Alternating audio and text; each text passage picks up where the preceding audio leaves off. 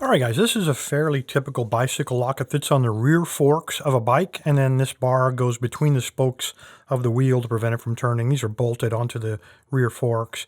This one is from Leif in Sweden. This will be my second try to attempt to pick this thing. Here's how it works, and I made a mistake based on some pretty stupid assumptions. First of all, it's a 7-pinner, and I use the word pinning loosely because that's my first mistake. Just because the key looks like it goes to a pin tumbler doesn't mean that it does. Anyway, slides in beautifully, rotates about 45 degrees, very strong spring removes it. It is key retaining, so while you're riding your bike around, the key's in it.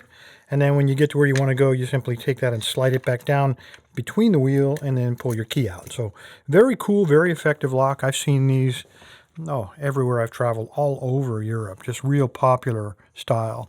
All right, so first mistake.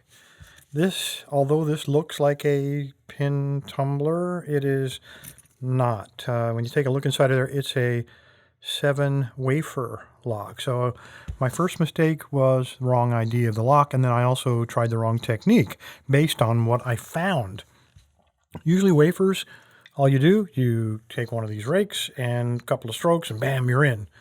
Not so with this little guy. I don't know who designed this. I don't know where it's made, if it's from Sweden, but whoever designed this really knew what they were doing. All of these wafers have false gates on them, very sharp false gates. So while you can use this tool, as soon as you rake that first wafer into either the real gate or into one of the false gates, that sharp barbed teeth basically sees up all the other wafers, and you really don't know where you're going. So you're forced to try to pick this thing. I have taken, this is the tensioner I used before. I bent it so that it would fit. See, this is the unbent end, and the problem I was running into is that it strikes the side of the body. So by bending that, offset a little bit, these are easy to make if it breaks, but it's not right up against the body. So hopefully we'll be able to get some tension on it.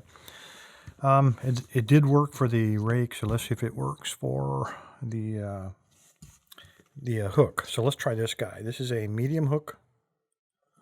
This one is from the Lockpick World set, the Praxis kit. All right, all the way in. I'll try to keep this centered. Little tension. And my plan is I'm going to try to pick a wafer, and then when I pick it, if another one binds, then I'm going to assume that that one's in the correct gate. Make sure that's all the way in. It is. Okay. I'm going to lighten up on my tension a little bit. Okay, I got to click on the 7th wafer. And the rest of them are all oh, there we go. Wafer 2. Got to click on him.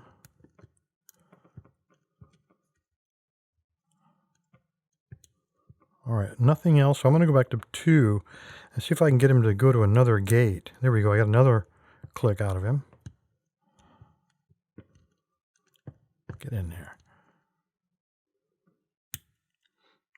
Okay, that was 6.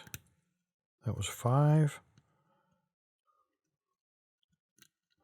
Going back to 5. Nope. There we go. Another click on 5. So I found at least 2 gates, one false and one real, on each of these wafers so far. Okay, I've noticed my finger. I've got more tension on it than what I started with. Probably nerves of anticipation. So I'm lightening up on the tension. Don't want to force anything. Okay, that was 4.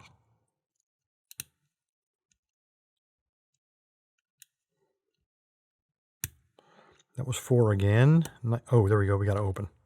I will take it and be happy with it.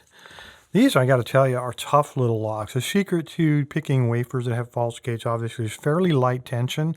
And you click, once you click a wafer, try all of the other ones. If none of the rest of them are doing anything, go back to the original one that you just clicked, give it a second click. Chances are you found the false gate to begin with. So anyway, there you go. The false gate usually comes first, at least on the twice bike lock. Appreciate your time, guys. Stay safe. stay legal. And Leif, thank you, sir, for the bicycle locks. I'll see if I can get the other ones soon. Thanks, guys.